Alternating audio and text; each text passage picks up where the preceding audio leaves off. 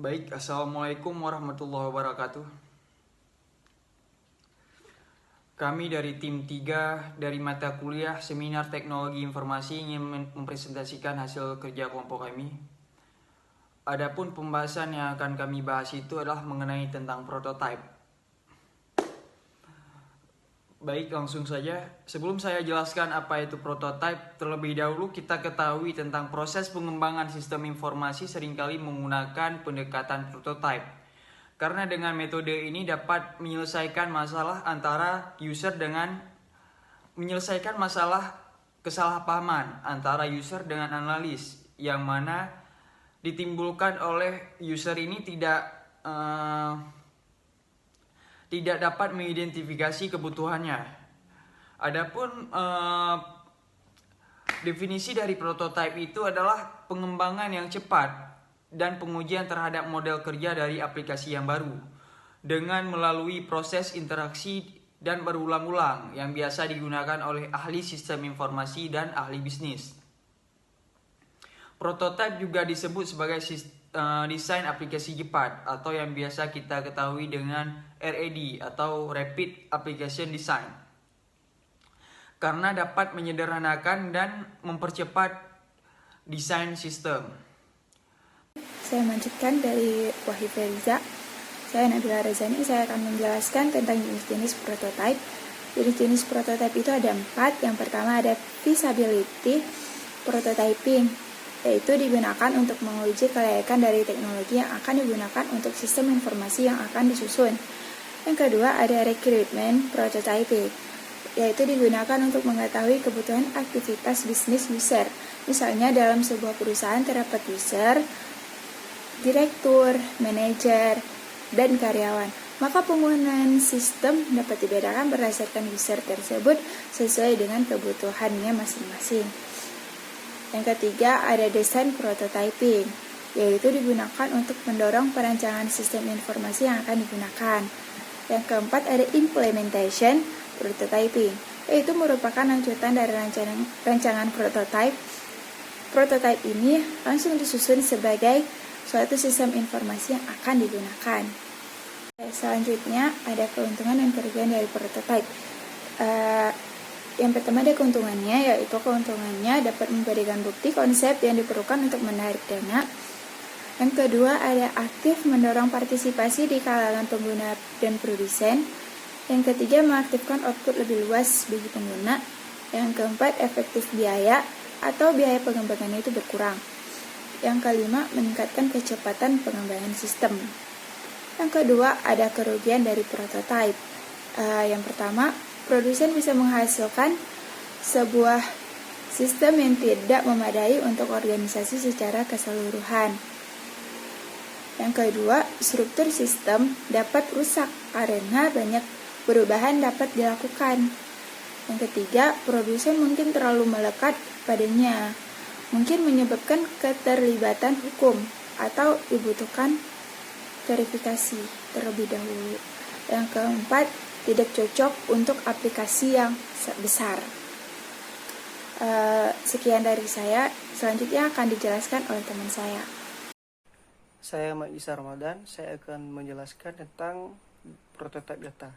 Prototype data adalah kerja fungsional dari prototype itu sendiri. Yang mana prototype ini digunakan sebagai istilah untuk menggambarkan teknik di mana sumber data tunggal atau data ganda ditransformasi menjadi sebuah dataset, yang mana itu dilakukan tanpa menggunakan sistem operasional. Prototype data ini sangatlah penting, di mana dengan adanya prototype data ini dapat memberikan pendekatan yang gesit dalam memanajemen data. Prototype data ini dapat digunakan dalam banyak skenario. Akan tetapi prototype data ini dapat lebih berguna, bahkan sangat-sangat berguna jika digunakan pada proses migrasi data, inisiatif integrasi data, dan proyek implementasi aplikasi. Kelas saya akan menjelaskan prototipe kategori dasar yang terbagi menjadi 5. Yang pertama yaitu proof of principle prototype.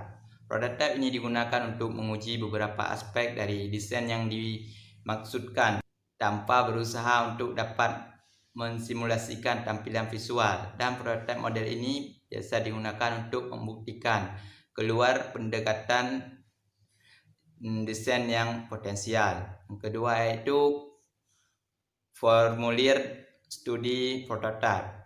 Jenis prototipe ini akan memungkinkan desainer untuk mengeksplorasi ukuran desain, tampilan, dan nuansa dari suatu produk. Ketiga yaitu pengalaman penggunaan prototipe. Jenis model prototipe ini memungkinkan penilaian awal tentang bagaimana potensi penggunaan berinteraksi dengan berbagai elemen, gerakan, dan tindakan dari sebuah konsep. Yang keempat yaitu visual prototype. Model ini biasanya digunakan dalam review eksekutif dan persetujuan. Yang kelima, fungsional prototype